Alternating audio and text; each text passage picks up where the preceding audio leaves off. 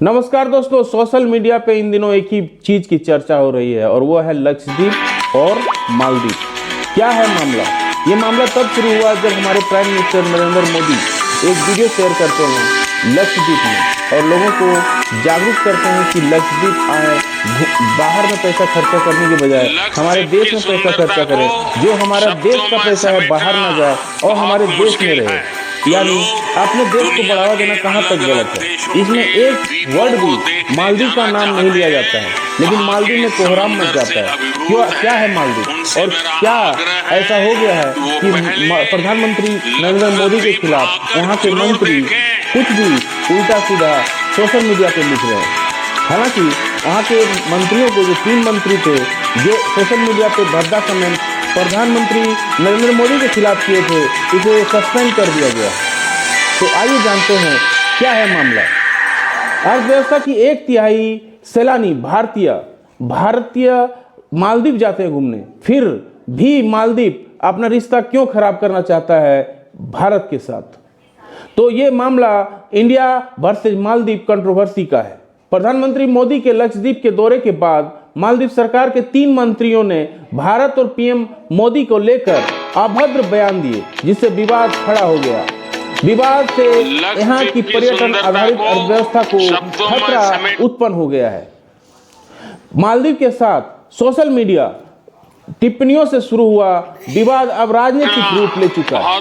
दरअसल पिछले दिनों प्रधानमंत्री नरेंद्र मोदी लक्षद्वीप के दौरे पर थे और यही की कुछ आकर्षक तस्वीरें उन्होंने सोशल मीडिया पे शेयर की। इसके बाद सोशल मीडिया पर मालदीव और लक्षद्वीप की तुलना शुरू हो गई। इसी बीच मालदीव के कुछ नेताओं ने भारत और पीएम मोदी को लेकर अभद्र टिप्पणियां शुरू कर दी। विवाद यहीं नहीं रुका। फजीयत होते देख मालदीव सरकार ने 3 मंत्रियों को निलंबित कर दिया। उधर सोमवार को भारत सरकार ने मालदीव के उच्चायुक्त को तलब किया। विवाद के बीच कई भारतीयों ने अपना मालदीव घूमने जाने की योजना को रद्द कर दी। यहाँ के विपक्षी नेताओं के आए बयान बताते हैं कि मंत्रियों के गैर जिम्मेदाराना बयानों ने देश की अर्थव्यवस्था की रीढ़ माने जाने वाले पर्यटन बाजार को दांव पर लगा दिया है। तो आइए जानते हैं कि मालदीव कहाँ है, भारत के साथ इसके रिश्ते कैसे खराब हो रहे हैं, पर्यटन में भारत पर कैसे निर्भर है मालदीव, अब क्यों खराब होने लगे हैं भारत के रिश्ते और अभी क्या विवाद हुआ है। पहले जानते हैं मालदीव कहाँ है, इसकी आबादी कितनी है। यह हिंद महासागर के स्थित एक द्वीप देश है। इसे मालदीव द्वीप समूह के नाम से जाना जाता है, जबकि इसका आधिकारिक नाम मालदीव गणराज्य है। द्वीप देश की भौगोलिकता देखें तो यह मनकिया आइलैंड और चागोस द्वीप समूह के बीच 26 प्रवाल द्वीपों की एक दोहरी चेन है। मालदीव के फैलाव भारत के लक्षद्वीप टापू की उत्तर दक्षिण दिशा में है। भारत के पश्चिम तट से मालदीव की दूरी 300 नॉटिकल मील है। मालदीव जनसंख्या और क्षेत्र दोनों प्रकार से एशिया का सबसे छोटा देश है। इसकी आबादी महज 5,15,122 लोग हैं। मात्र 5 लाख इनकी जनसंख्या है, जबकि लोग यहाँ घूमने जाते हैं 17 लाख 18 लाख लोग। यानी 5 लाख की जनसंख्या में लोग घूमने जा रहे हैं 17-18 लाख लोग। तो समझ सकते हैं किस तरह से अर्थव्यवस्था केवल पर्यटन पे डिपेंड है। तो दोस्त जो मिलता है बड़ी मुश्किल से मिलता है। भारत ने मालदीव को हर समय साथ दिया है। कब साथ दिया है? 1988 में ऑपरेशन कैक्टस के जरिए भारत ने मालदीव को तख्ता पलट से रोका। 2004 में सुनामी आने पर हमने ही सबसे पहले वहां पे मदद पहुंचाई। 2014 में जल संकट में पहले मददगार हम बने, यानी पानी पहले हम भेजे, क्योंकि वहाँ समुद्री इलाका है, वहाँ पानी नहीं है। तो पानी की संख्या जो संकट एक बार पैदा हुआ 2014 में, तो सबसे पहले भारत ने ही पानी पहुँचाया। 2018 और 22 से लेकर मालदीव से 87,000 लोग यहाँ इलाज कराने आ चुके हैं। 2020 में चेचक और कोरोना के टीके भी हम लोगों ने मुहैया मालदीव को कराया। तो भारत के साथ इसके रिश्ते कैसे रहे? भारत और मालदीव आपस में मानवीय, भाषाई, सांस्कृतिक, धार्मिक और वाणिज्यिक संबंध साझा करते हैं। पिछले कई वर्षों में संबंध घनिष्ठ, सौहार्दपूर्ण और बहुआयामी रहे। 1965 में मालदीव की आज़ादी के बाद उसे मान्यता देने और देश के साथ राजनयिक संबंध स्थापित करने वाले पहले देशों में भारत था। 1965 में ही से सैन्य, राजनीतिक, रणनीतिक, पर्यटन, आर्थिक, औद्योगिक, चिकित्सीय और सांस्कृतिक जरूरतों के लिए मालदीव भारत पर आश्रित रहा है। जब मुसीबत आई, भारत सबसे पहले मददगार बना भी। 1976 में सामुद्रिक संधि के तहत भारत मालदीव ने अपने सामुद्रिक सीमा क्षेत्र तय किए। दोनों ही सार्क के संस्थापक सदस्य भी हैं। 1981 में दोनों ने मुक्त व्यापार समझौता भी किया। दोनों देशों के रिश्तों में सबसे अहम योगदान सैन्य सहयोग का रहा है। इसमें नवंबर 1988 के ऑपरेशन कैक्टस का अक्सर चर्चा होती है, जब श्रीलंका के पीपुल्स लिबरेशन संगठन और मालदीव के विद्रोहियों ने 80 सशस्त्र लोगों के साथ देश को तख्ता पलट करना चाहा।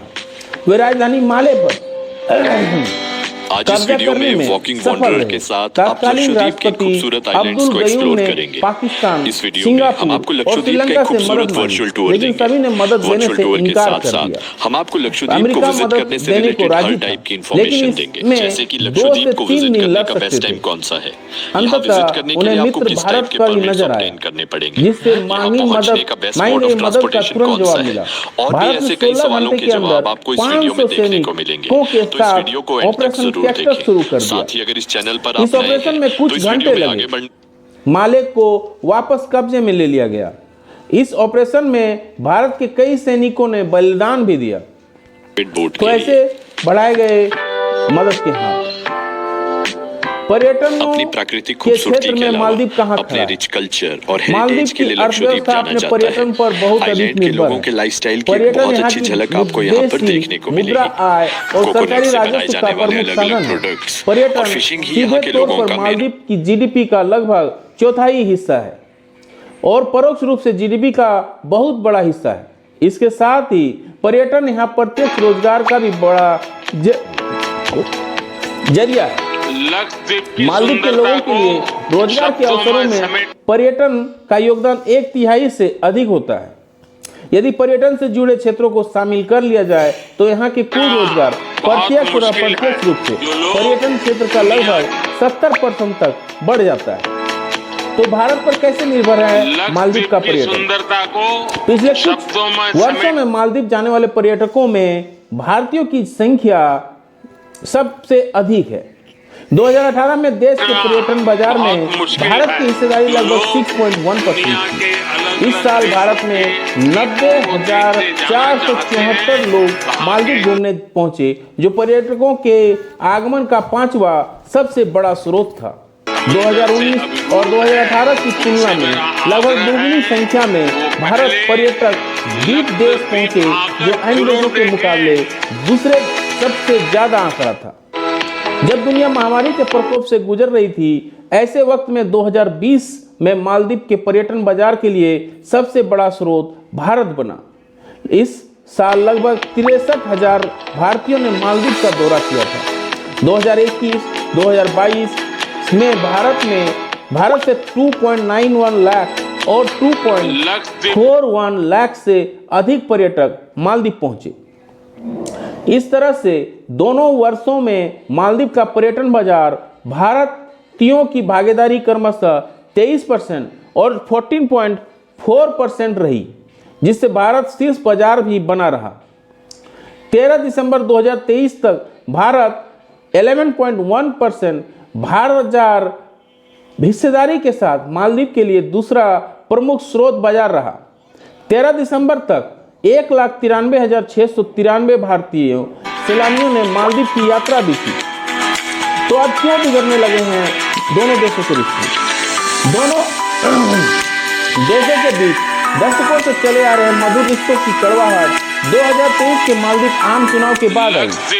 दरअसल मालदीव में 9 और 30 दिसंबर 2023 को राष्ट्रपति पद के लिए चुनाव हुए थे। इस चुनाव में पीपुल्स नेशनल कांग्रेस के उम्मीदवार और माले के मेयर मोहम्मद मैजू ने भारत समर्थक और निवर्तमान राष्ट्रपति इब्राहिम मोहम्मद सोली को हराया और मालदीव के निर्वाचित राष्ट्रपति भी बने।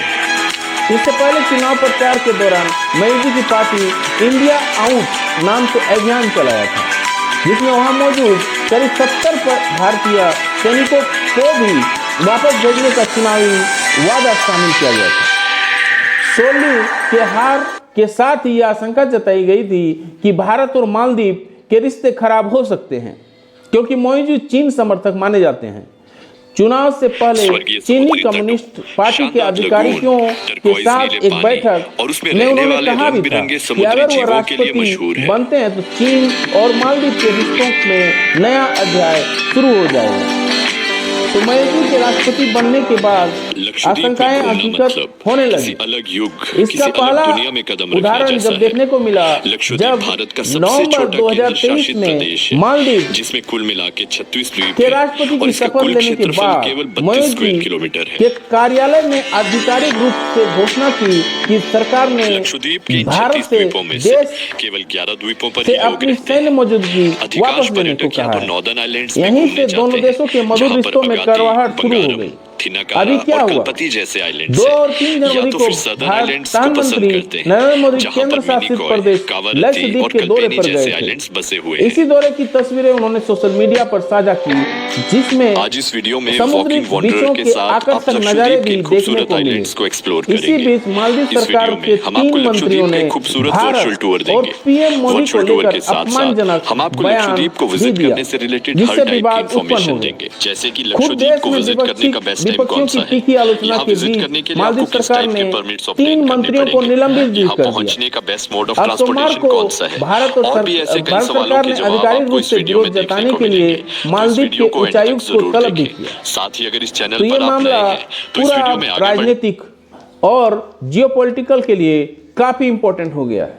इसमें सबसे बड़ा योगदान चीन का है, क्योंकि चीन बोट के लिए हिंद महासागर पे अपना कब्जा जमाना चाहता है और कर्जा भर के मालदीव जैसे देश को, श्रीलंका जैसे देश को, पाकिस्तान जैसे देश को दे रहा है, आइलैंड के लोगों के लाइफस्टाइल की एक बहुत अच्छी झलक आपको यहाँ पर देखने को मिलेगी। और श्रीलंका का जो हाल हुआ है वो सबको जानते हैं। अपनी आर्थिक कंगाली से श्रीलंका अभी गुजर रहा है। वहाँ के राष्ट्रपति तक अपने देश से भाग के निकल चुके थे। मालदीव भी उसी राह पे चल रहा है जिस राह पे श्रीलंका चल रहा था। कर्जा के बोझ के तले एक दिन ऐसा आएगा कि वो कर्जा चुका नहीं पाएगा और जे देश का जीडीपी उसका खत्म हो जाएगा। तो आने वाले दिन क्या होते हैं, क्या मालदीव सुधरता है या भारत से रिश्ते और खराब होते हैं, ये देखने वाली बात होगी। मिलते हैं अगले वीडियो पे, तब तक के लिए जय हिंद, वंदे मातरम।